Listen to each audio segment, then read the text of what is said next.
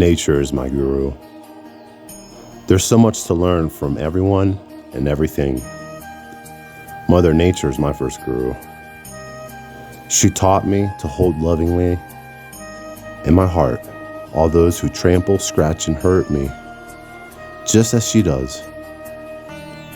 She taught me to give them my best, remembering that their acts are normal and natural from their standpoint.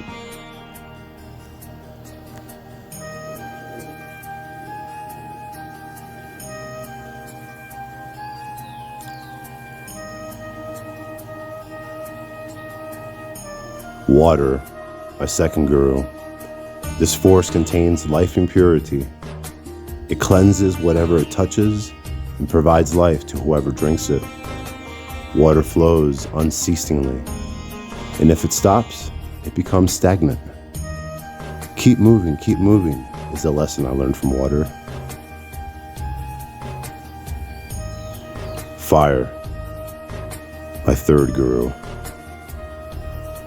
Fire burns everything, transforming it into flame. By consuming dead logs, it produces warmth and light. Thus, I learned to absorb everything that life brings and to turn it into the flame that enlightens my life. And in that light, others can walk safely.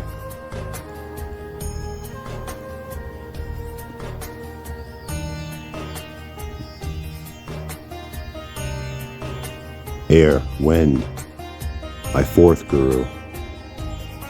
The wind moves unceasingly, touching flowers and thorns alike, but it never attaches itself to the objects it touches. Like the wind, I learned not to prefer flowers over thorns or friends over foes. Like the wind, my goal is to provide freshness to all without ever becoming attached.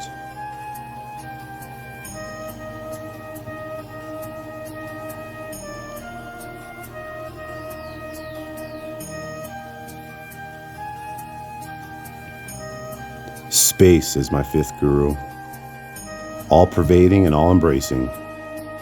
Space has room for the sun, the moon, and the stars. And yet, it remains untouched and unconfined. I too must have room for all the diversities of existence and still remain unaffected by what I contain. All visible and invisible objects have their rightful place within me, but they have no power to confine I, consciousness.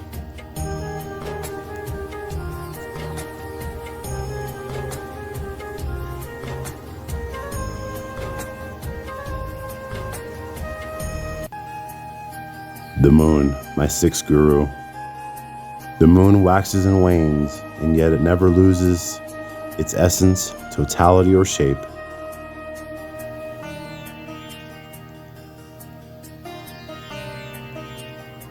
From watching the moon, I learned that waxing and waning, rising and falling, pleasure and pain, loss and gain, are all simply phases of life. So while passing through these phases, I never lose awareness of my true nature.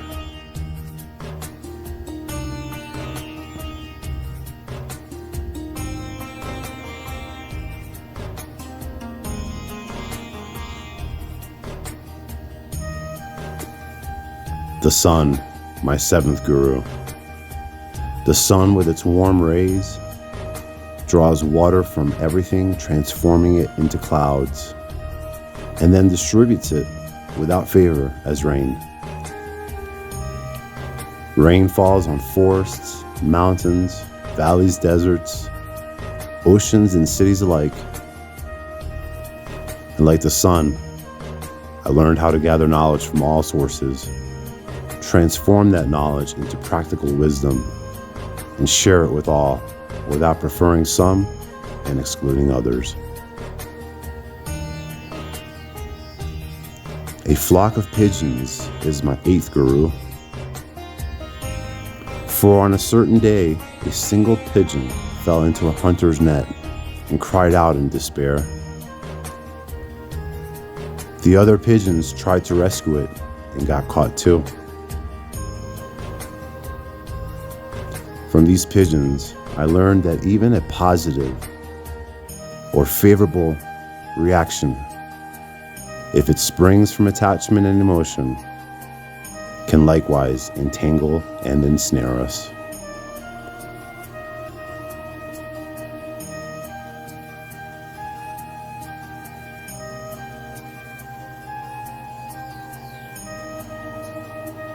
The python is my non-guru.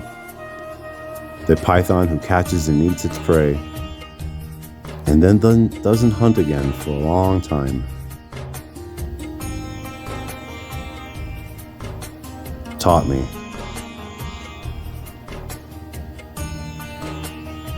that once my needs have been met, that once my wants have been met, I must be satisfied and not make myself miserable running after the objects of my desires.